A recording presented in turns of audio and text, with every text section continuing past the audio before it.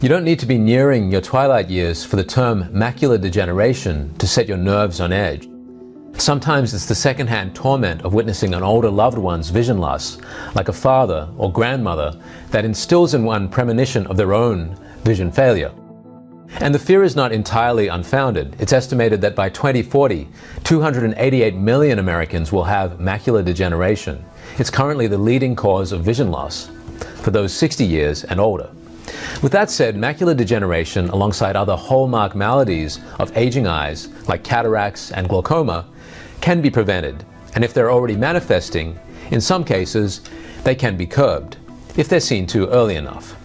And most intriguingly, it needn't be by way of drugs or surgical intervention.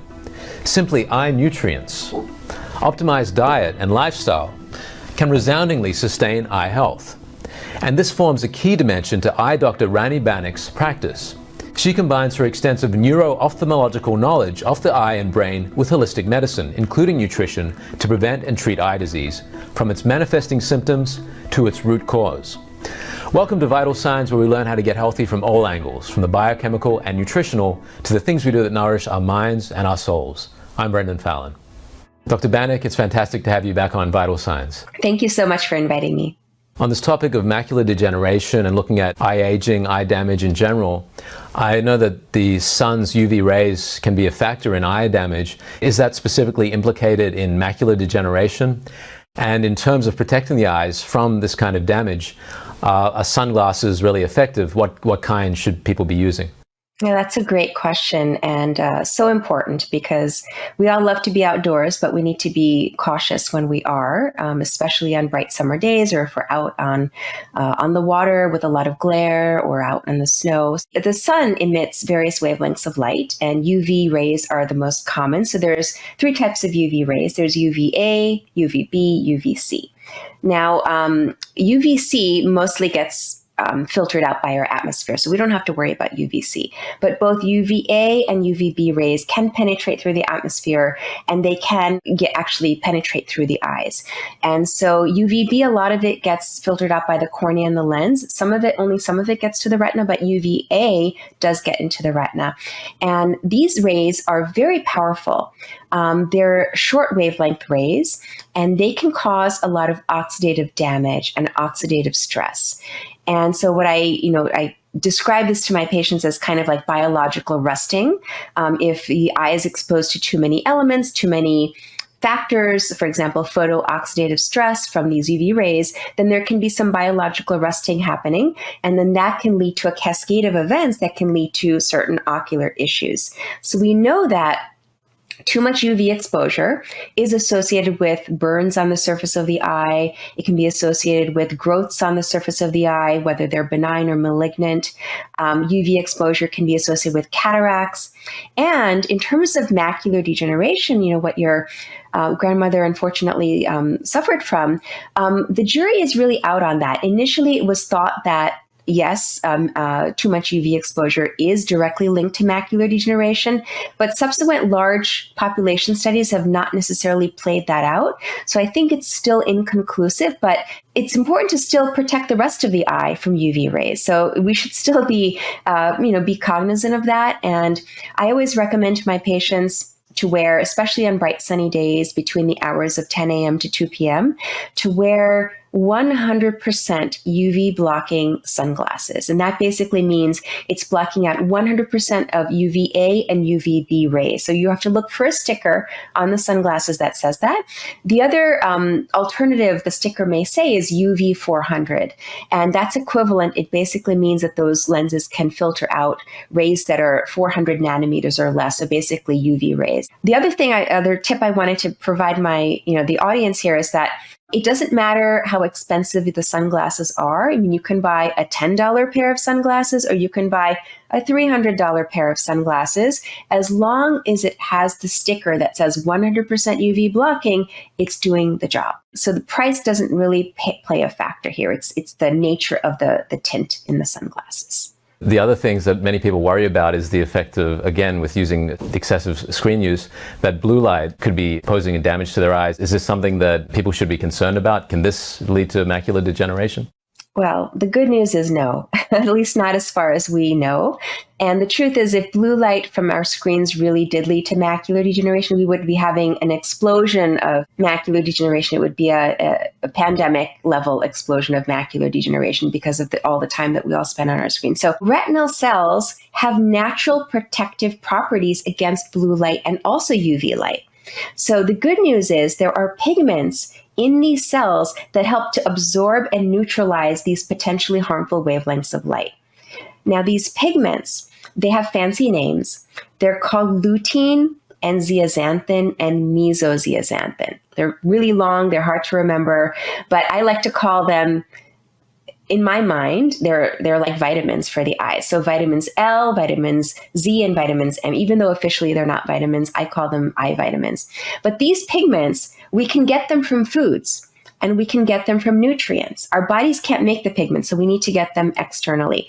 When we eat these pigments, when we ingest foods that are high in these pigments, they get selectively deposited into the retina in the back of the eye and then help to protect us against blue light and UV light. So it's amazing how we've evolved in this way. Our eyes have evolved in this way to have natural shields, almost like internal sunglasses and internal blue blockers in our eyes to protect against our lifestyles. The fact that they're called pigments is they have a specific color. They do, yes. So these, I should expand on that. They're not just pigments. These are nutrients called carotenoids, and they are cousins to like vitamin A, beta carotene, other types of carotenoids in nature. They're over. And I'm aware that you have a book out called Beyond Carrots, yes. Best Foods for Eye Health, A to Z. And we'll leave the link to that book in the description for viewers to check out.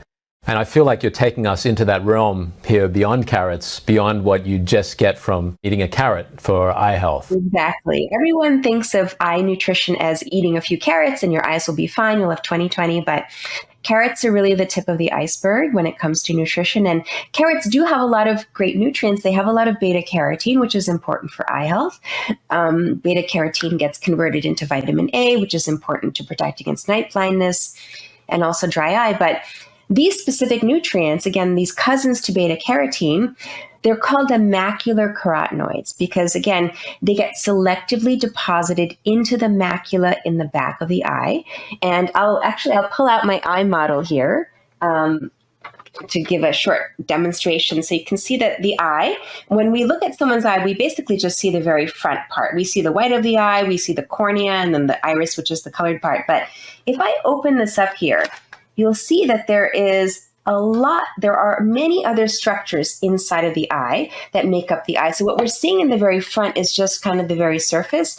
There's a lot happening here, and I'll just show you, point out a few important structures here. So the very surface here, the curved clear surface, this is the cornea.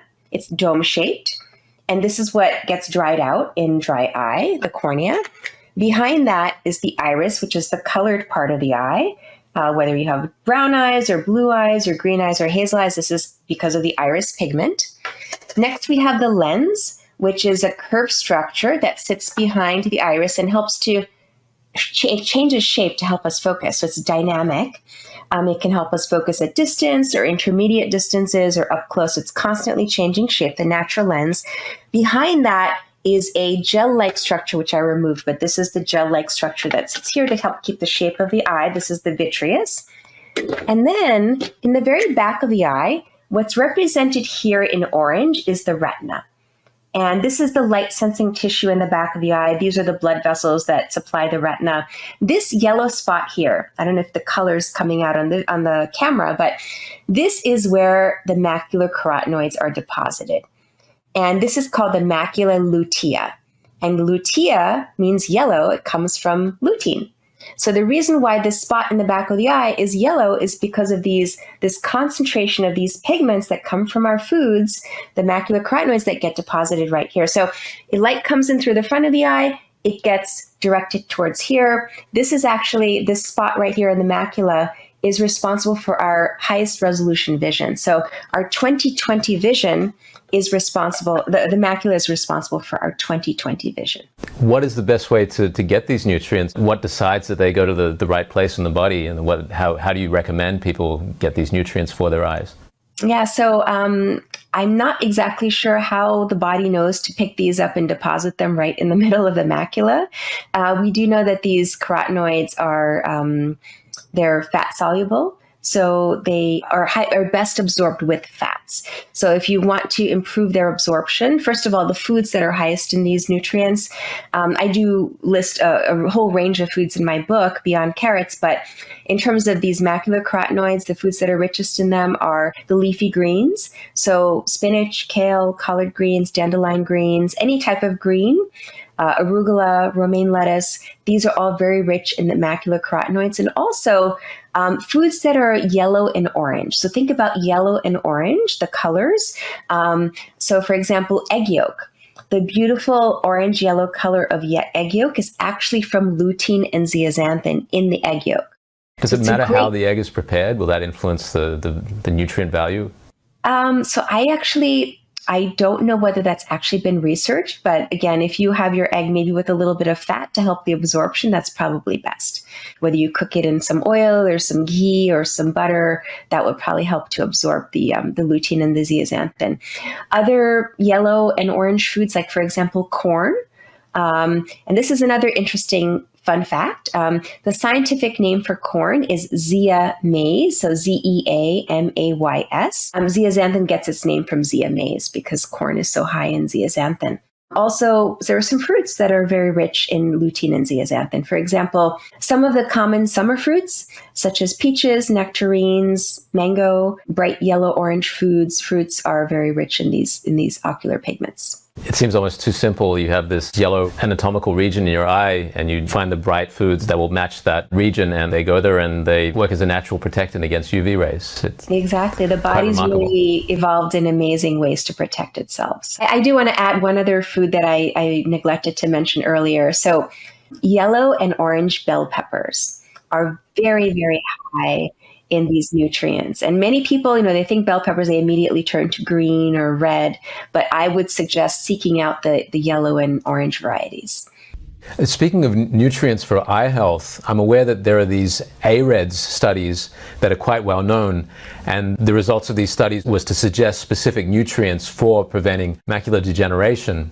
Where do you stand on those vitamins that are recommended by those studies? So AREDS stands for the Age-Related Eye Disease Study, and there were actually two of these studies done in the United States. So the AREDS studies were conducted in the 1990s and early 2000s, and they included over 4,000 individuals with various stages of macular degeneration.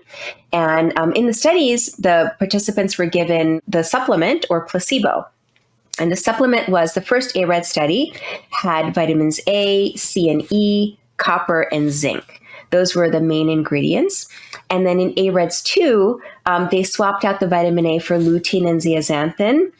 They also still had copper, zinc, vitamin C, and E. So these were the ingredients that were studied as part of AREDS. Now, what the study found was that people who took the AREDS, if they had a very specific form of macular degeneration called intermediate stage macular degeneration, those people benefited. So those people with intermediate macular degeneration had a 25% decreased risk of progressing to late stage macular degeneration. So there was a benefit there, but there was a limited benefit, not as high as what we would have liked to see. Both ophthalmologists and patients alike were a little bit disappointed with the numbers, that they weren't more robust. And so my thought on the AREDS is that it's not just those 6 nutrients that we need to include in our diets to protect our vision, to support our eyes and our retinal health. There's a whole variety of nutrients we need. And in my book, I talk about the 30 or so nutrients that are important for eye health. And it may seem overwhelming, like, oh my goodness, I can't even remember 3, lutein, zeaxanthin, mesozeaxanthin. How am I going to remember all 30? You don't have to remember all 30, but if you have a varied diet, a diverse diet that is plant-rich, you don't have to be plant-based, you don't have to be vegan or vegetarian, but make plants or colorful plants a staple in your diet, and you will automatically get the majority of these 30 nutrients in your diet. So rotate through a lot of the foods that I talk about in the book. I actually share about 40 different foods that are helpful for eye health. if you rotate through these foods, you should be able to get the full complement of these 30 plus nutrients. And so that's my thought, is don't just take the AREDs. You have to really support your eyes through diet, and lifestyle is important as well. So we know that people who smoke have more than a double chance of developing advanced stages of macular degeneration. We know that people who are exposed to air pollution have higher risks for macular degeneration. People who are overweight, who are sedentary, they have higher risks as well. So if you think about all of these potential lifestyle factors together with diet, then we can best support and protect our eyes against macular degeneration. And I'm going to be talking about all of these topics actually in my next book, which should be coming out in late 2024. And that's going to be called Beyond Leafy Greens, 7 Integrative Strategies to Protect Against Macular Degeneration. I hope you're enjoying Vital Signs. I invite you to share this video with someone you know who may benefit from the insights on safeguarding against macular degeneration and for better eye health in general. Also, find Vital Signs online to leave a comment by going to epochtv.com. Just click on the Lifestyles tab and scroll down to Vital Signs. Another question I have, and I don't know whether this is kind of an urban legend, but I've heard this idea that you should make your plate as colorful as possible with the vegetables that you choose to eat to get the maximum nutrient benefit. Is this something that is congruent to eye health as well? Absolutely. You know, the color in foods is indicative of all the nutrients that food has to offer, the various different vitamins and also nutrients that we call bioflavonoids. These are nutrients that come from plants. They protect plants against disease and oxidative stress. So when we ingest these colorful plants with bioflavonoids, our bodies and our eyes can benefit as well. And so the more color, the better. And I like to tell my patients this quick tip is strive for the rule of 21.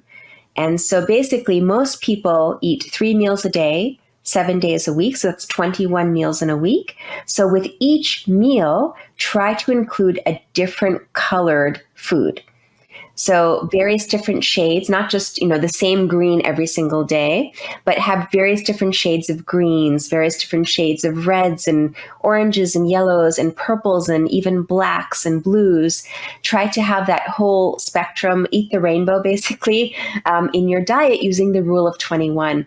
And you can even make this a fun activity, as part of the family. You can have a little challenge, who can eat the most colors in the week, and all try to get to 21 colors or more during the course of the week. And that way you don't have to think about and count the nutrients and count this and count that. Just count the colors, and you'll probably get what you need by doing that.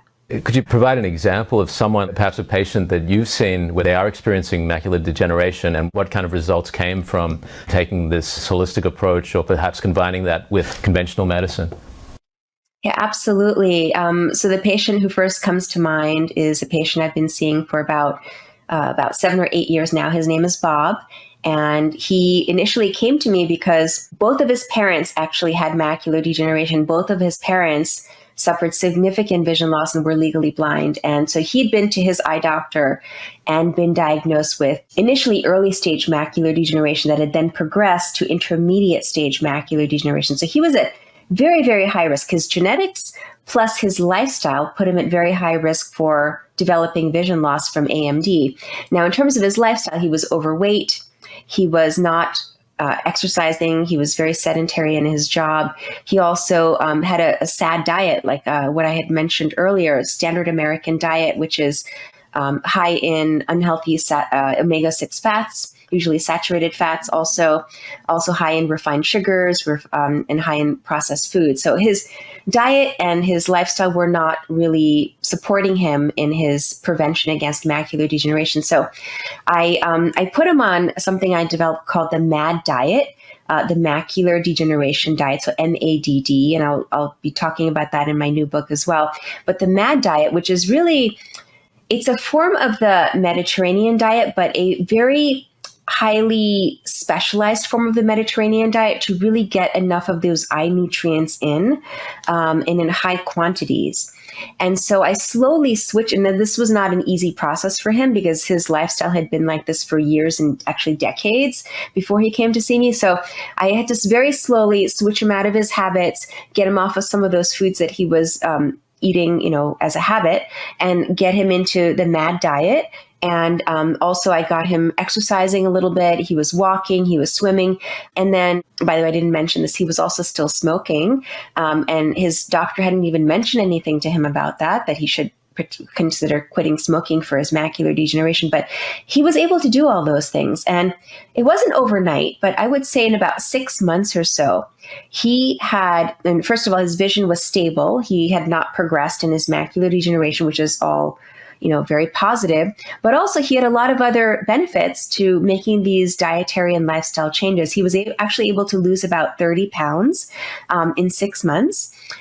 He was able to get off of his blood pressure medications, and he was also able to he was also taking a medication for diabetes and reduce the dose of that medication as well. So he had many positive health outcomes by following a vision plan.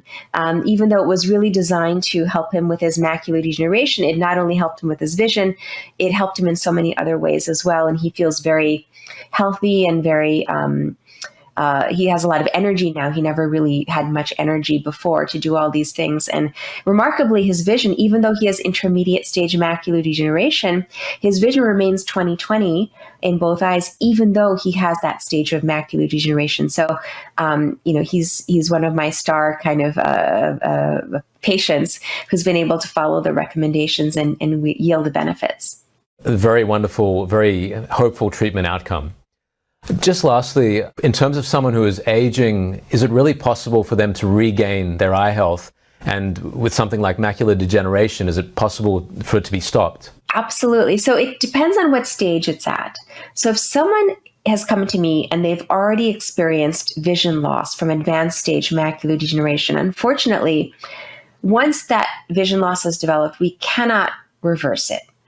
The goal here is to diagnose it early and arrest it from progressing. That's really the goal. And in many patients, I've been able to help them maintain what they have. And in some patients with maybe perhaps other types of conditions, they have been able to reverse their vision loss and turn things around. But when we're talking specifically about macular degeneration, Unfortunately, I don't want to give anyone any false hope that if you have an advanced stage that you can follow this diet and this lifestyle plan and you'll get back your 20/20 vision.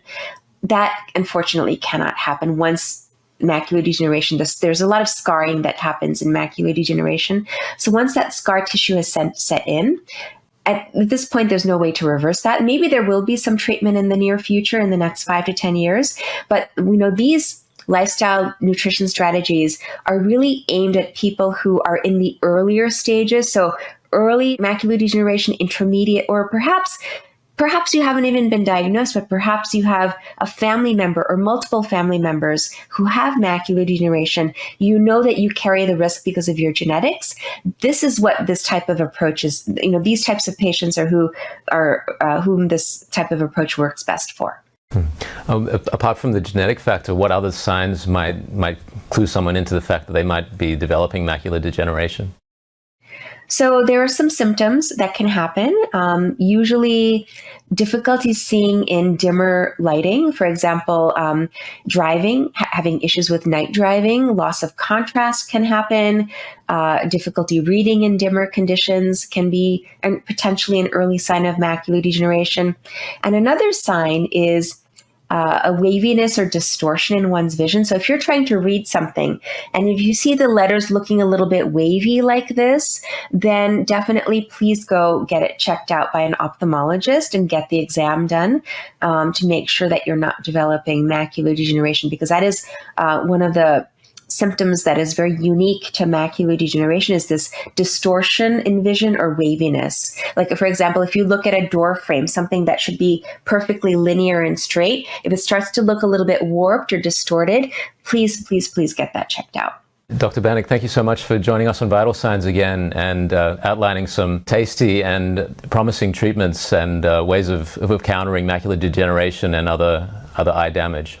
Well, thank you so much for having me. It's been a pleasure, Brendan. And you can subscribe to access these and other news and health insights by clicking the big red button. It's been great to be with you. I'm Brendan Fallon, and this is Vital Signs.